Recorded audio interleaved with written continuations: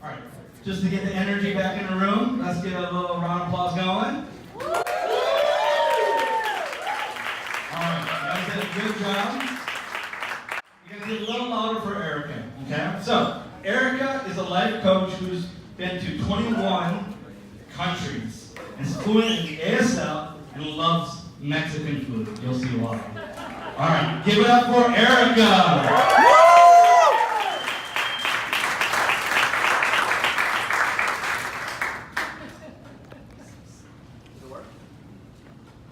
Is this thing on?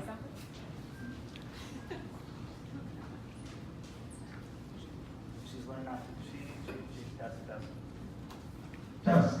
There we go. She doesn't want to say anything because, you know, once she says something, it starts. So, all right, give it up for Arika.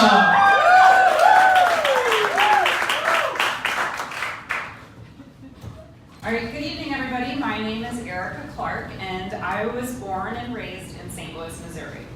So, St. Louis, Missouri is a very segregated town. It's mostly consists of black individuals and white individuals, and that's it. In 2010, the U.S. Census even said only 2% of the population identified as biracial.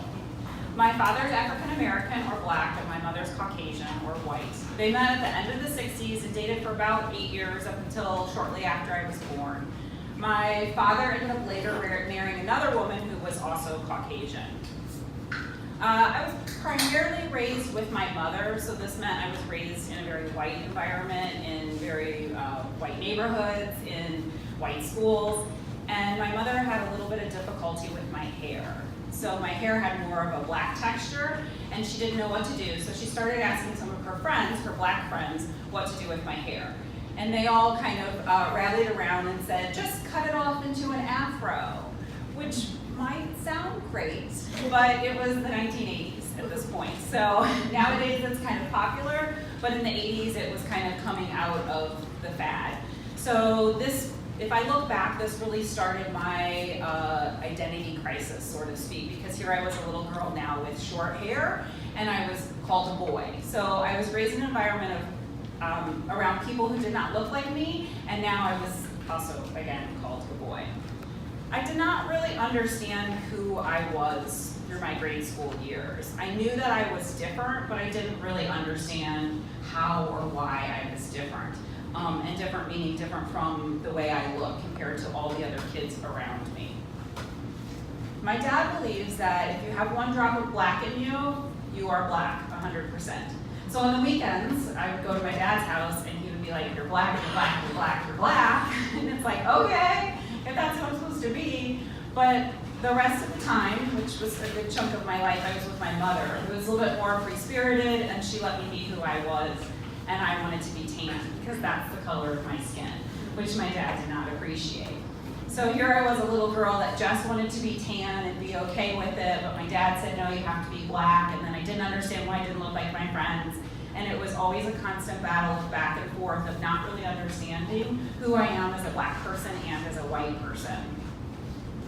It was around the time I was in middle school that I realized that a lot of my friends had long, flowy, blonde hair or curly brown hair, and it just didn't look like mine. But in my head, I had long, flowy, blonde hair as well.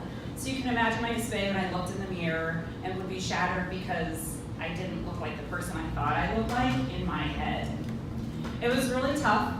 When I was in 6th grade, I walked home from school one day, and I remember stopping in the middle of the street thinking, it's okay if I get hit by a car, because I was so unhappy and so just, I didn't know who I was, and it was a really tough time.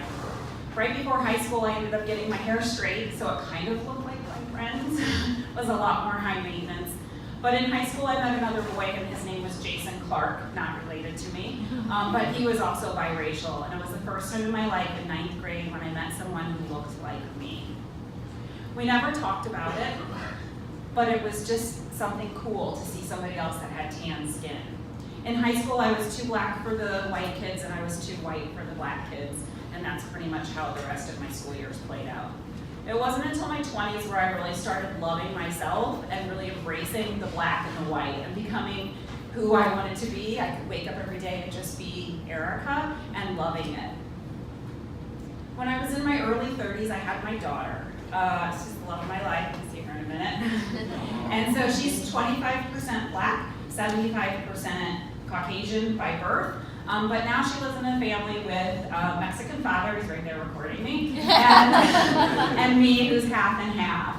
And so when she was in kindergarten, she came up to me and she was learning about Rosa Parks, and she said, "Mom, if my friends had to sit in the back of the bus, I would go sit with them." And I was like, "Yay, it's for me," right? Because I thought I'd done all my identity stuff, and my daughter, she's, just her own person. But last year, with all the race things happening with the president and with our world, and Ferguson's in Missouri, so it's kind of close to home, my daughter said that she came home from school one day and said that she might want to go live with my mom, who's Caucasian, because it just might be easier for her. And so life has come full circle here. I thought I dealt with all my identity and was all better, but now I have this little girl who's struggling to find out her identity in a mixed race home, but it's okay, and I love her, and we're gonna conquer it together.